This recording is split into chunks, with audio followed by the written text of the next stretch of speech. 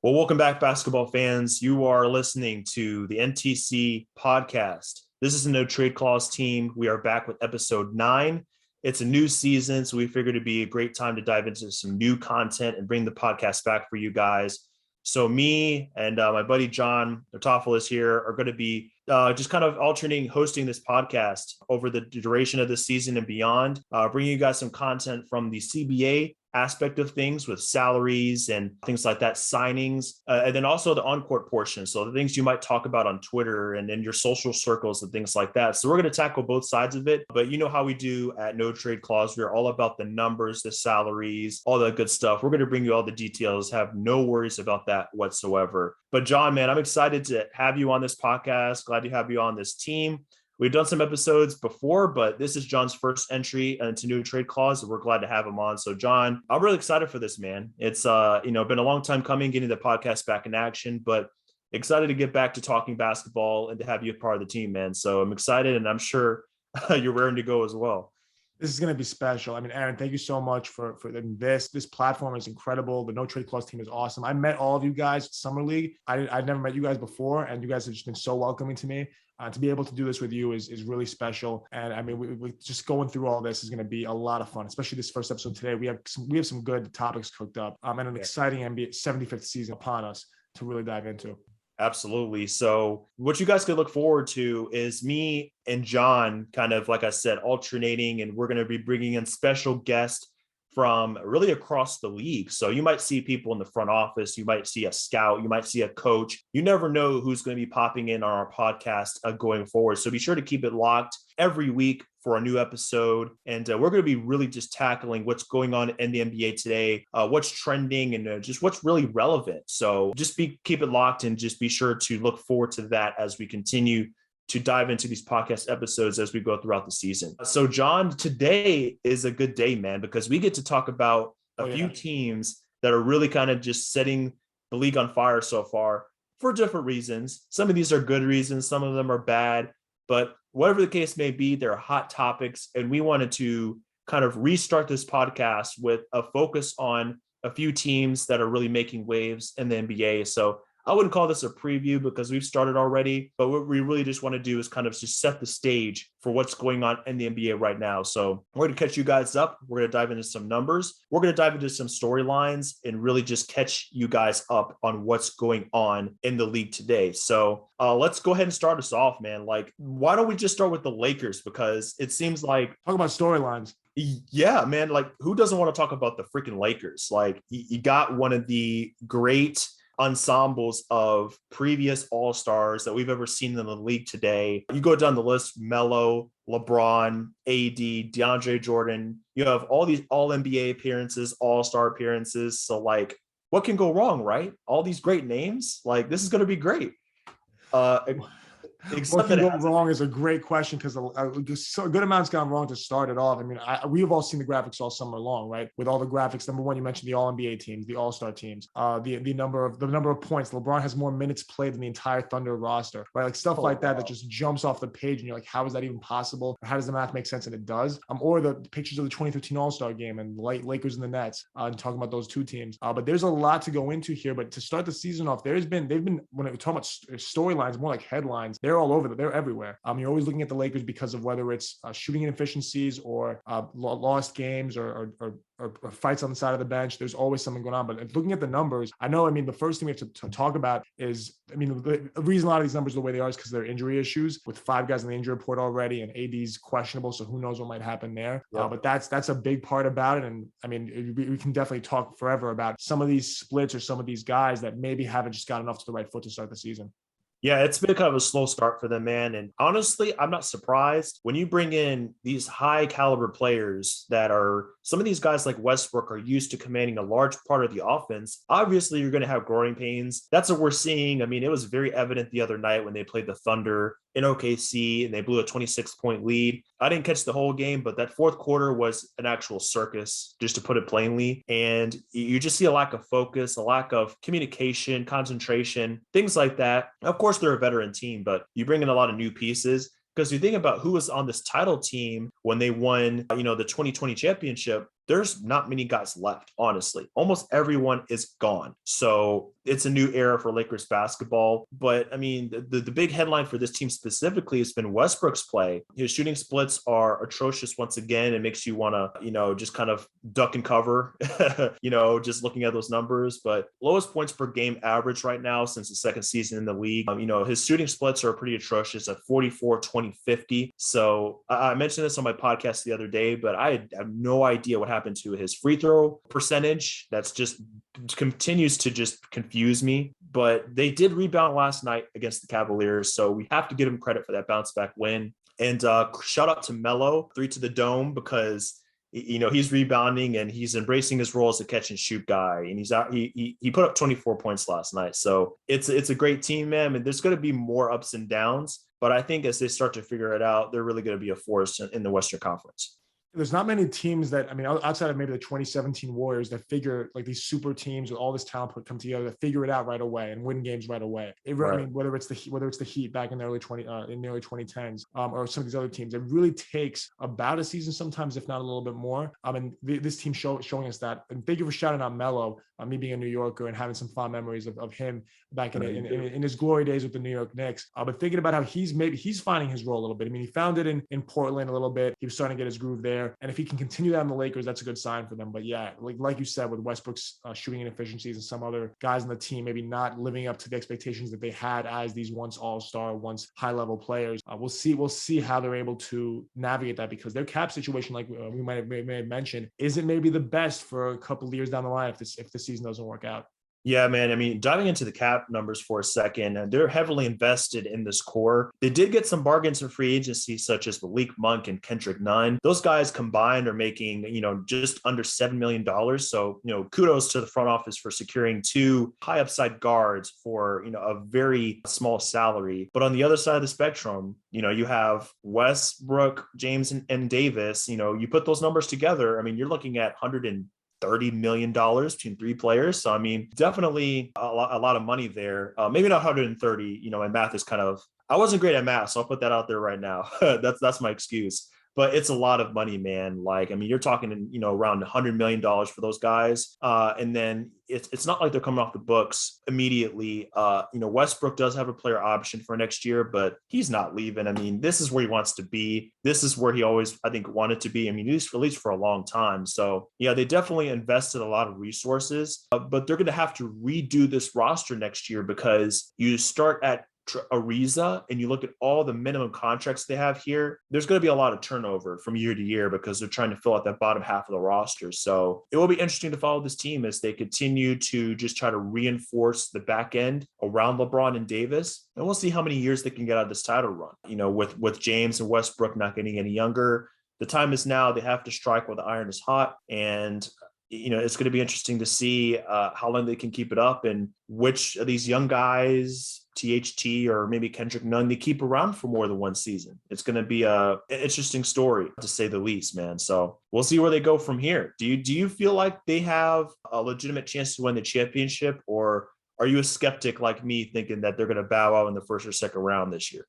I'm probably more leaning towards that skeptic side. What I think is very important is what you mentioned about that bottom half of the roster. That's, especially with such an old team, that bottom half of the roster is crucial if you're going to make a deep run. Because think about it, all the guys are getting hurt now, and we're on game 5, 6, 7. And what's going to happen when we start getting to 50, 60? It's going to get rough, Aaron. I'm sorry. It's going to get really rough out there. Absolutely. When that bottom half of the roster isn't up to speed.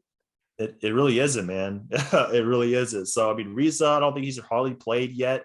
Ellington's maybe played a game or two. Malik Monk, Malik Monk has been pretty solid, but I do want to give a shout out real quick here to Avery Bradley and Austin Reeves. Honestly, Austin Reeves might be the next Caruso. I don't want to jinx it, but he's been pretty solid, man. So shout out to the Lakers for finding those hidden gems. They really know how to fill the back end of the roster. Those are kind of like they're the hidden gems of the Lakers. So keep an eye on those guys too, for sure. They're going to make some noise, at least until those other rotation players get back on the roster.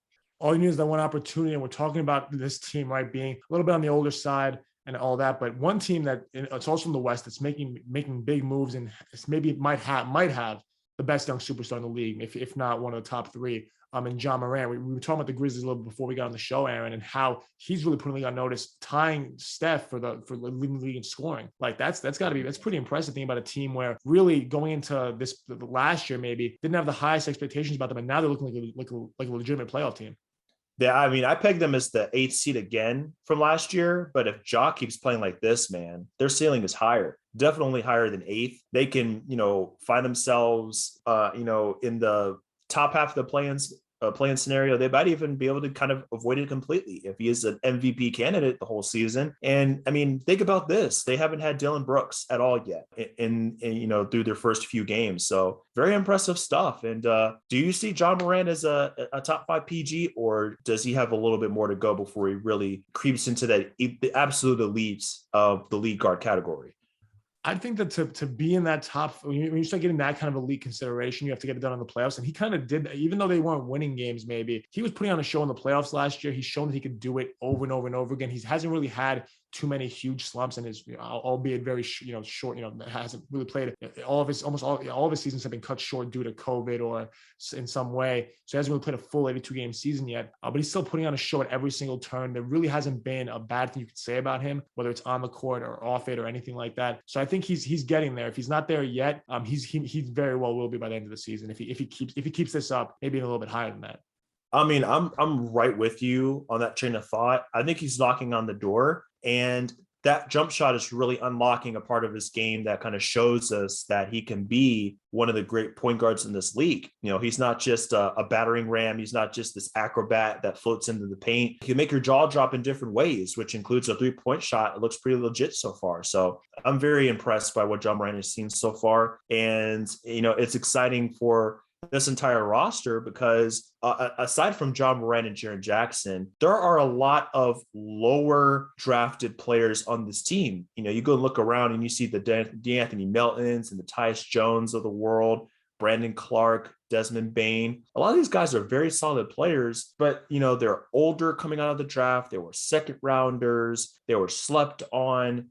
And then the Grizzlies just find these diamonds in the rough and they really transform them into very solid contributors for this team. So I love that part for them. I love that aspect for them. And, I can't wait to see how they continue to develop because they're NBA ready. And I think teams today are sleeping on the fact that there's nothing wrong with drafting a guy that's 21 or 22 if he's going to be an immediate contributor and maybe his upside is lower. But if you want to be competitive in the next year or two, they're going to go a long way towards making that happen. So the Grizzlies do that better than almost any other team out there. It's very impressive. Definitely, and we've been talking a lot of positives about them, but still, when it comes to that Jaren Jackson Jr. deal, how do you feel about that? Wrapping your mind around the money they put towards someone that only played 11 games last year. I got hasn't looked. Yeah, you have a lot to say. I know you have a lot to say about that. I'm saying that's a rhetorical question. I know you have a lot to say about that. Didn't play a lot of games last year. Hasn't been really hit a groove this year. Like, what are your thoughts on that? Man, when he signed that deal, I was very hesitant to kind of giving a passing grade or give it a positive grade. Of course he can be worth it. He has the potential to live up to it. 4 years, $105 million. That's no small number. And for Jaren Jackson, I mean, he's been short circuited by injury pretty much for 2 years now straight. And, it doesn't matter how good you are, man. If you can't stay on the court, it doesn't matter. And I hear it all the time. People say one of the best abilities in basketball or just sports in general is availability. And I think that rings true for Jaren Jackson. I honestly think if he stays healthy, he's worth every penny. I'll put it out there right now because I've been on record saying I think he can be the best long distance big man shooter in history. I'll put it out there, man. I'm not afraid to say it. So I think he can have a really positive impact for a winning team, but there's still some holes in this game he's got to fill. He's got to be a better interior defender. He's got to be less prone to foul. He's got to be more consistent from night to night and not just,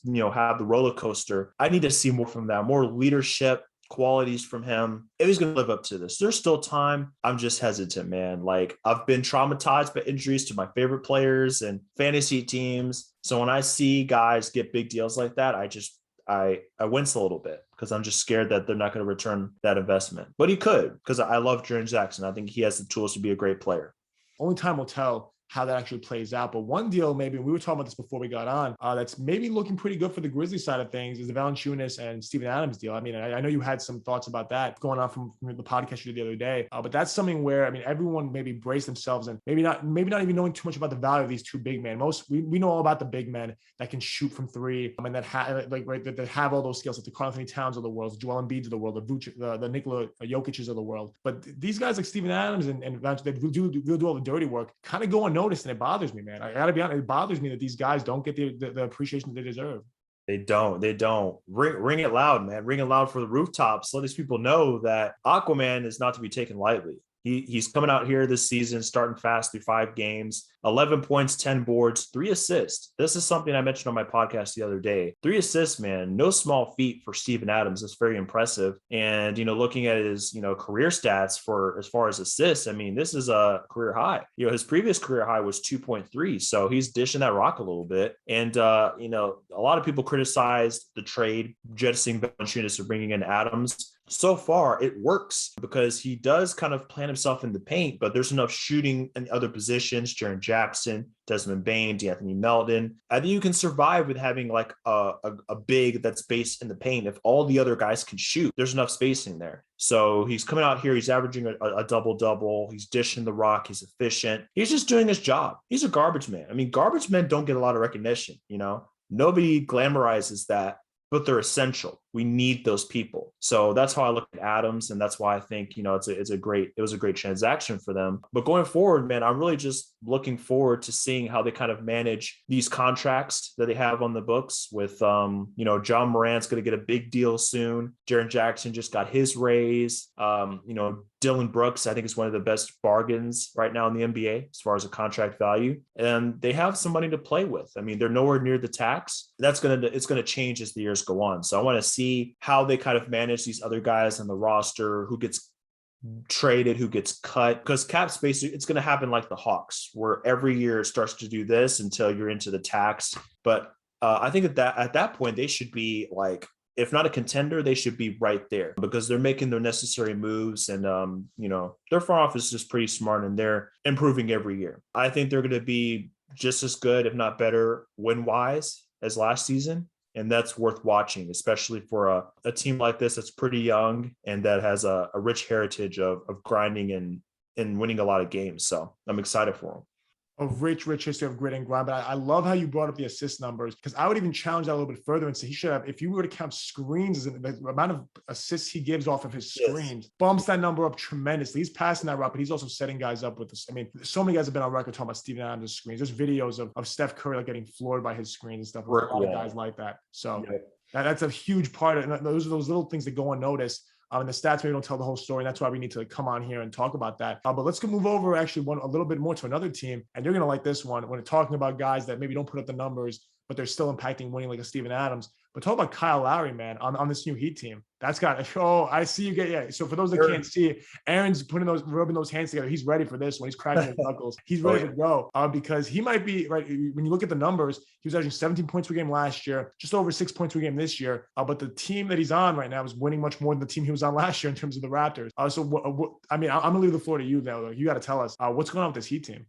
The Heat are just doing what they do best, man. They're just they're living embodiment of just tough-minded, dig down, gritty type players, man. Like bringing in PJ, re-signing Deadman, just bringing in, Kyle Lowry. It just further instills that just sense of just grit and just toughness, man. And currently the Heat are one of the best defensive teams in the league. They're holding pretty much every opponent so far to under 100 points. It's just very impressive in today's NBA, where 120, 130 points is pretty commonplace. And specifically with Kyle Lowry, I want to give him a shout out because you mentioned it, 6 points a game. Kyle Lowry, 6 points a game. You look at that and say, this man is garbage. But I think we flip the script a little bit and we look at what he does as far as the intangibles. Very impressive. He's coming in, he's pushing the pace. The Heat have historically been a very slow-paced team, but now you can see that they're getting more transition opportunities in early offense. He's a three-point threat, which stretches the floor for Jimmy and Bam, which is very monumental for their scoring opportunities. And then guys like PJ Tucker and Dedmon are crashing the boards. So the Heat, they were a very weak defensive or a very weak rebounding team last season. Now they're one of the best. They out-rebounded Charlotte by a huge margin. I can't remember exactly what it is, like 18 or something like that. They're in their last game. So they turned a weakness into a strength. And then guys like Bam and Tyler Hero are taking those leaps up to all-star level and higher, which is very impressive. So, I've seen a lot of great things from the Heat. Their defense has been stifling. I think they'll be a top 5 defensive team the whole season. And I think Jimmy Butler's going to be in the MVP conversation. I think Bam is going to be, if not defensive player of the year, top 3, because his opponents are only shooting 21% from the field when he's guarding them. And he leads the league in defensive win shares. He already has 1.3. So that's my shout out to Bam and the Heat team. I could go on for days, but suffice to say that I'm very impressed with their play so far. And as a fan, I'm excited. And I think they're a dark horse to break back into the finals. That's how good I think this team is so far. I won't bring up the Knicks so we don't get too biased takes on this show. But no, definitely you are on the right track with this, because the Heat are definitely a team that right now is making a lot of moves. And it's putting themselves in a position to where maybe, who knows, maybe they could do that. And you didn't even bring up Tyler Hero as much as I thought, and I thought you would, because he's been balling, man. He was getting a lot of hate on social media before and over the last year or so. And he's one of those younger guys that definitely is on it. Like he's right. He's one of the cooler guys in the league that check that's on that stuff. So he definitely heard it and he's responding. He told people, man, he was on social media and he's like, I think people are sleeping on me. I'm going to show them. And he's followed it up. He's walking the walk, talking the talk. So he put it out there.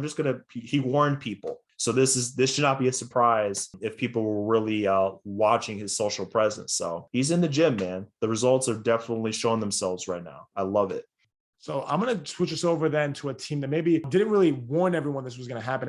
This kind of came out of nowhere. Last year, the Wizards lost their first 6 games, and it was like red alert, right? Everyone was bracing for trades and blowing the team up and what's going to happen. We had the privilege of listening to Tommy Shepard at SBC this summer. So such a great human being. And I love that he's getting his respect now that he made a trade that changed the Wizards' hopes completely for the next 2-3 years. When he dealt Westbrook, a 2024 second-round pick, a 2028 second-round pick to the Lakers for Kuzma, KCP, Montrezl Harrell, and the 22 pick that through a few trades it gets very confusing here, but it ended up becoming Aaron Holiday. Everyone looked at that and said, okay, wow, you're giving up Westbrook, someone that, a $40 million a year player, all this great stuff. What are you really getting back? Kuzma, who's an IG meme or some stuff like that. But I mean, this Wizards team, they're starting off the season 4-1. Kuz is averaging 14 and 12. Trez is at 18 and 9, shooting 68% from the field. KCP at 9 points per game with 42% from 3. 4 Wizards, including so those 3 guys, including Beal, scored 20 points in their Game 5 win. All 4 of them. So it's a team effort. This team's playing together. And Tommy Shepard, man, give that man his respect.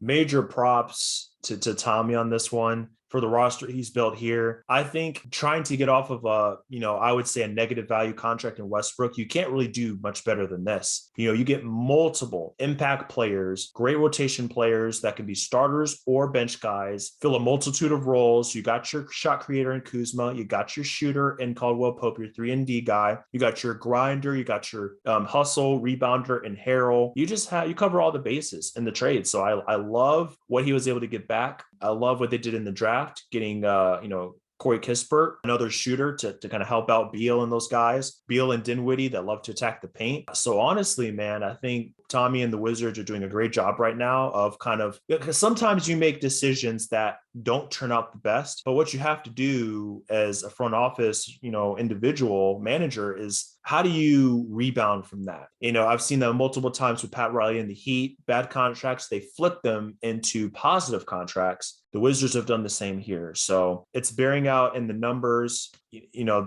They're doing some great things right now. I mean, there's some log jams here and there, but I mean, that's to be expected when you have so much depth. So I think as this year goes on and into next year, they'll kind of figure out who they want to keep. And then we'll see with Beal, man, because he has a player option next year for $36 million that he could turn down and be a free agent. So the clock is ticking, but the Wizards are doing everything they can here to give the Beal hope that he's going to, or give themselves hope that Beal is going to stay. So 4-1 so far. I'm impressed. I'm surprised a little bit. They deserve some credit because they have a lot of depth, and they're going to be one of those teams that's going to give you a run for your money, no doubt. It's funny you said that. I like the analogy you said of the clock is ticking, because it is at the same time, but they're not really scrambling right now to like fix it, right? Like last year you might have felt that maybe it's panic mode, but right now it feels okay. Like there's like, let's revisit this in 2-3 months and see what's going on here. Because honestly, if they're up at those standings a little bit more than that, now we start thinking, okay, what could this team do a year from now? What could their draft picks look like? Then that's when the two of us are sitting here looking at their cap saying, where do we go from here? Because honestly, that might give themselves a position to actually make some noise, which that's kind of thinking about last year, they were 0-6. You would never have thought that would have happened this year. So right. It's cool seeing how those turnarounds can happen, and positive, and right, there could be some positive just a month to month almost. Another team, so we keep on transitioning almost seamlessly because so many of these teams have this same narrative and about they really cashed in over the summer. They didn't sit packed. They made some serious change to the roster, whether it's through trade or through the draft or through free agency. And they were seeing some benefits to it now. And maybe it wasn't looked at as being super positive on the day it got signed or the day it happened. But these GMs, these execs know what they're doing. They're the top 30 in the world. And they're building some pretty high quality teams. So moving over to the Cavs, who are now 3-2, they've beaten the Hawks, the Nuggets, and the Clippers. 3 teams that a lot of us would say are of those upper echelon teams in the NBA. They're not beating any non-playoff teams right there. So right off the bat, they're winning games that right, most people maybe wouldn't think they'd be winning. They have guys like Jared Allen who got paid this summer, $100 million over the course of 5 years. Everyone thought that was a bad contract. We were sitting there at Summer League with the Cavs roster saying, what do we do with all these bigs? But if you have guys that could play, maybe it will work out. And that's what it seems like it's happening now, because he's having some monster games. You're talking about a 21-16 game on 10 of 11 shooting. That's the first 20-15 game on over 90% shooting since he did that last year on February 24th. And that was the first time he did it since anyone did it, since he did it on February 21st of last year. So Jared Allen has a knack for these big rebound games on a super high efficiency. All those games with the Cavs. I love it. Right, you gotta love it. I mean, right, and everyone was talking really down on that deal that Kobe Allman made, but it looks like it's turning out well for them, because if he and not even to mention this, everyone was saying, how do the bigs fit in with each other? Mobley's balling out too, so you have 2 young bigs. Everyone kind of forgets how young Jared Allen is. It feels like he's been in the league for forever. I feel like I grew up watching him even though I didn't. It feels like it feels like he's been on the Nets for like 7-8 years, and that's just not true. But like, that fro is kind of feel like that fro maybe adds a few years to his NBA career. But right, thinking about how Mobley's balling out too, 14-9 and 2 blocks a game. 2 blocks a game in this league right now, that like 2.5 will lead the league in blocks at this day and age. This isn't the 80s and 90s when Hakeem was having 4.8. Like this is in 2021, 2 blocks a game is pretty solid. And he's young. He's getting a name for himself in the rotation. Man, this Cavs team, and we can talk about the guards now too. I mean, there's so much here that maybe didn't look so promising over the summer. Now after the first few games, definitely have to see more. But we're like, maybe they did have something figured out here. Maybe they do have the young pieces they need to have something special going on here in Cleveland.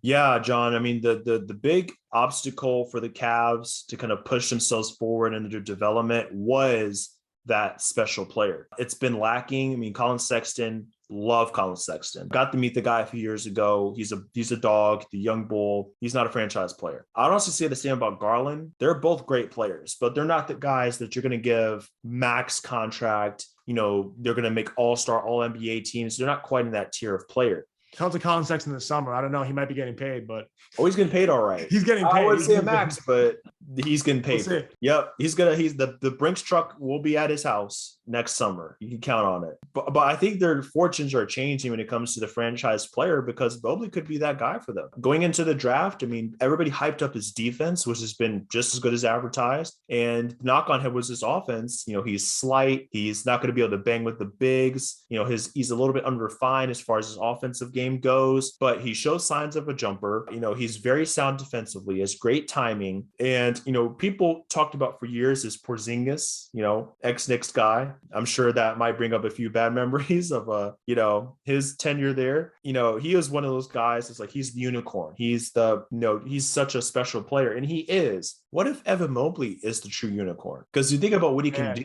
He can guard guards. He could guard centers. Well, not centers yet. He's kind of thin, but he can guard bigger guys. You know, he can run the floor. He's going to be able to shoot the ball pretty soon. I'm sure he'll have a handle. I'm sure at some point in the near future, he'll be running pick and rolls as the ball handler. Maybe he's the true unicorn, man. Think about it. He could be the next big thing in terms of. I'm praying for it. That's a lot of player development has to happen there. Maybe we got maybe some high level trainers have to head over to Cleveland and work with them. But who knows? Maybe that does happen. They have some good coaches. A lot of friends of mine, friends of my show, Gen Z Hoops. A lot of great assistant coaches that they have there. Maybe they have someone cooking there. Who knows? We'll see what happens there. But a couple of ways. So we mentioned Colin Sexton, what he's been doing on the last year of his $6.3 million in the expiring contract for him about to enter into restricted free agency. But also Rubio last year of his $17.8 million contract. So he's getting paid like a starter. He's actually kind of playing like coming off the bench. Would you call him? Where does he rank among the backup point guards in the NBA right now? Dude, he's among the best. Among the best. As far as backup point guards go, he was a starter. I think this is his. He came off the bench for the Timberwolves last season, but up until then, he was a starter. And honestly, if you go and look at his numbers, he's still producing at a starter level. And he was a starter for the first few games of the season because Garland was on the shelf. So, Rubio comes in dropping double-doubles, 10 assists, 12 assists, 10 points, 15 points, hitting threes. I was watching them play the Lakers last night, and he had a couple of off the dribble threes like in a row from the left wing. So I would say he's one of the best. He's one of the very best because he's arguably still a starter level guard. So if you get that off the bench, it's a lot of money for a bench guy, but as a guy that's kind of the bridge between the past era of the Cavs and the new era, he can teach up those guards and kind of show them the way, because not only has he been in the NBA for years, but he's been a professional basketball player since he was like 15 years old. So, he just knows things about the game the other guys don't. So that's going to pay dividends when it comes to these guys' development in the backcourt and even the entire team.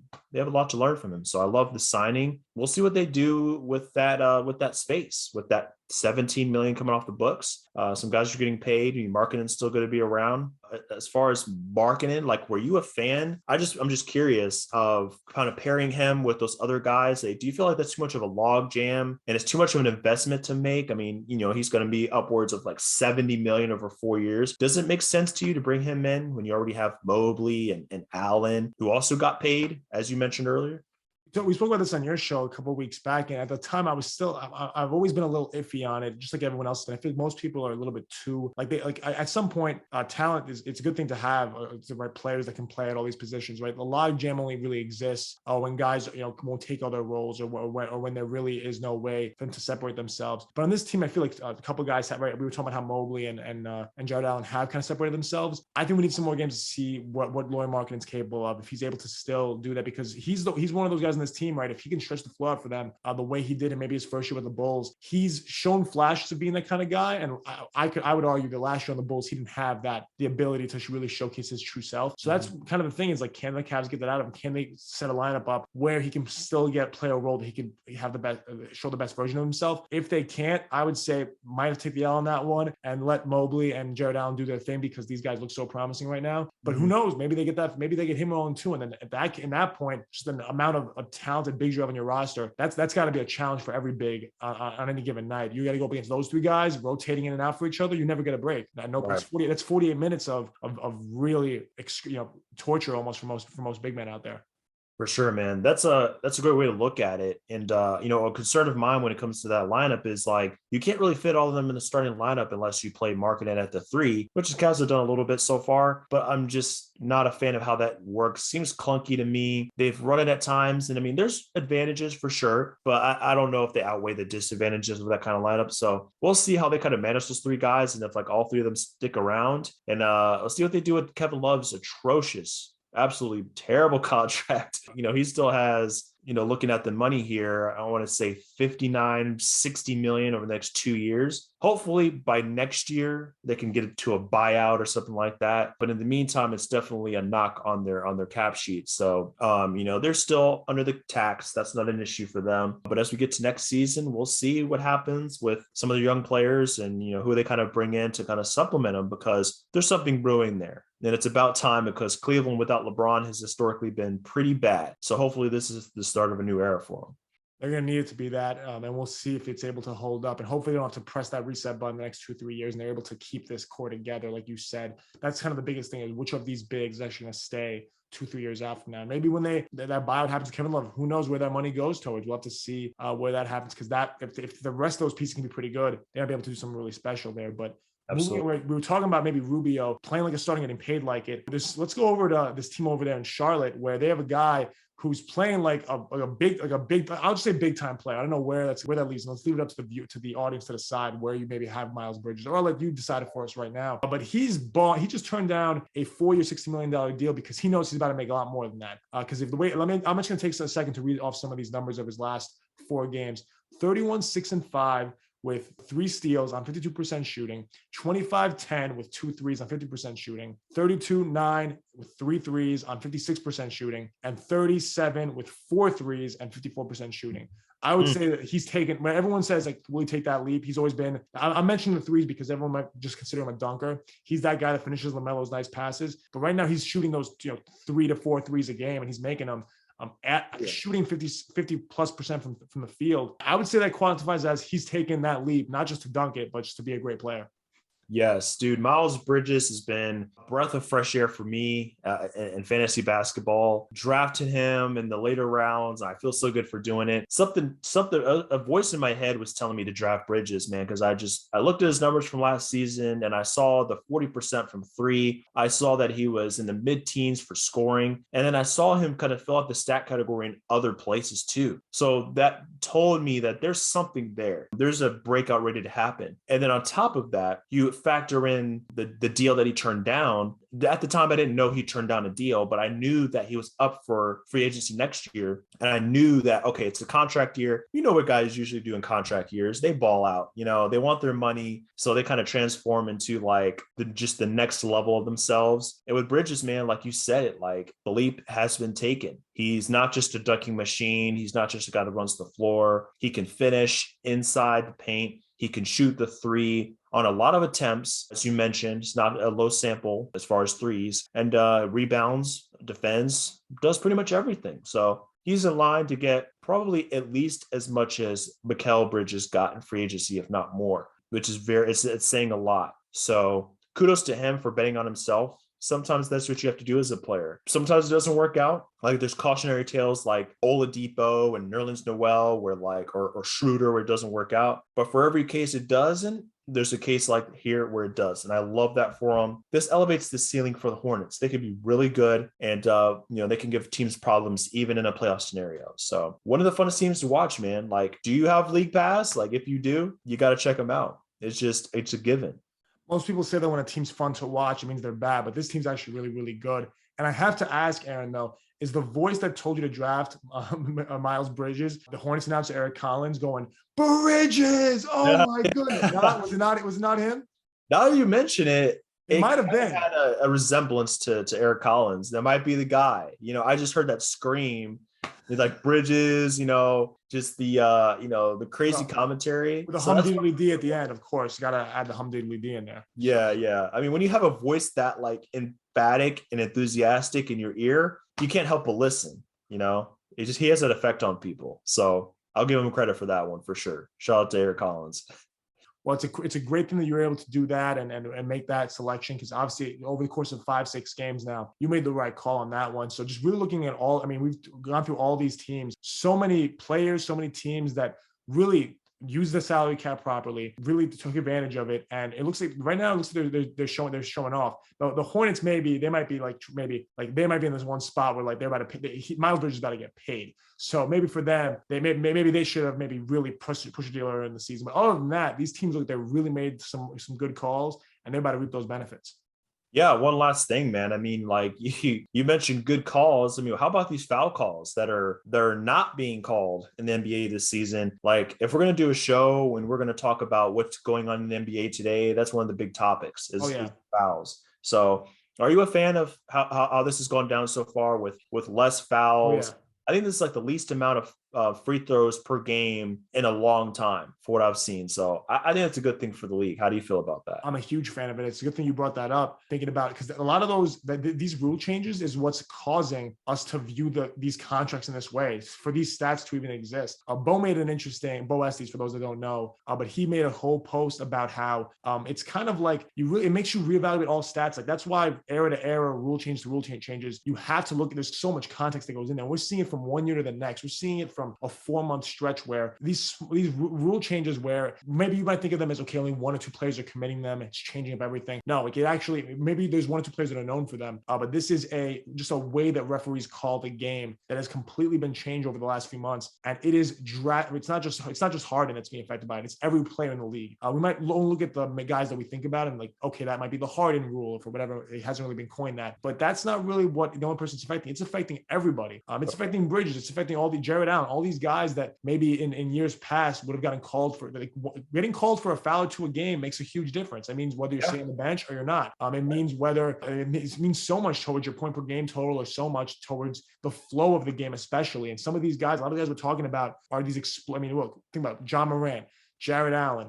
We're talking about Bridges. Like, these are explosive guys that now the game maybe got sped up a little bit for them because the game's not stopping as much for all these foul calls. So who knows? I mean, I think it's great. There's definitely a guy. I mean, once we see more games, we'll be able to see a really big correlation to these rule changes, and also the guys that are playing really well, the guys that are about to sign huge deals. We'll be seeing it all here. We'll be reporting it here on No Trade Clause for sure. Absolutely. And it's huge for the league, man, in general, because from an entertainment value standpoint, you don't want a ton of stoppages, especially once you get into the fourth quarter and overtime. So less stoppages. That means the pace of the game is better. That means you have more opportunities for, people to kind of tune in and just be involved and feel like they're a part of the game. So I think this is going to do wonders for like the business of the league, not just the on-court product. Viewers, I think, are also, the casual fans are going to enjoy this as well. So, I mean, we talk about money a lot in No Trade Clause. And I think as far as the money for the league, I think it's a great thing because they know that with these rule changes, I mean, sure, there's going to be like guys like Harden that kind of struggle out the gate a little bit, but by and large, you're just going to see the game flow better. And, there's just going to be more action to be kind of take in without things just grinding to a halt. So I love that. And if the NBA could just get rid of the intentional foul call to stop a fast break, then we're really going to be in business. Once they do that, it's a wrap, man. But that's the only nitpick I have. Other than that, great season so far, man. I cannot wait to kind of see how this unfolds. So much fun. Where do I even begin? This season's going to be special. What a time to do this for the 75th anniversary. And I can't wait. I'm really excited to be doing this here with you, this show. And to really just dive all right into it, whether it's the numbers, whether it's the on the court stuff, whether it's the highlights we'll be watching, consuming, whether it's the full games, we'll be here for it all. And there's no one else I'd rather be doing this journey with. It's going to be a lot of fun, man.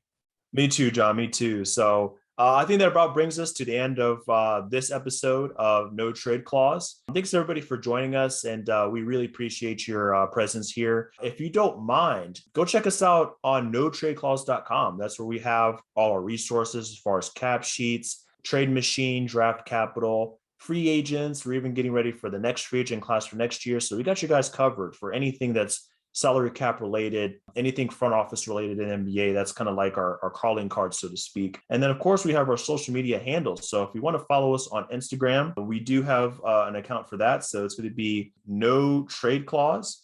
So if you just hit up No Trade Clause on Instagram, that's going to be our handle for that. And then we also have a Twitter that you guys can use to kind of follow us. And that's where we're going to post graphics. We're going to, have some resources for you guys when big dates are coming up on the calendar. So it's going to be No Trade _clause on Twitter. That's our handle for that social platform. So once again, we're just glad to be back on the podcast. And we have some really great special guests lined up. I mean, this guy, John, is one of the very best when it comes to networking and just pulling guys in for his podcast. So between the two of us, we're going to have you guys covered for as far as special guests. So keep it locked on No Trade Clause. We're going to be back with more great episodes, more great content as we progress through the NBA's 75th season. So thanks so much for joining us, everybody. And we'll be back next week for another great episode of NTC. So take care, and we'll see you on the next installment.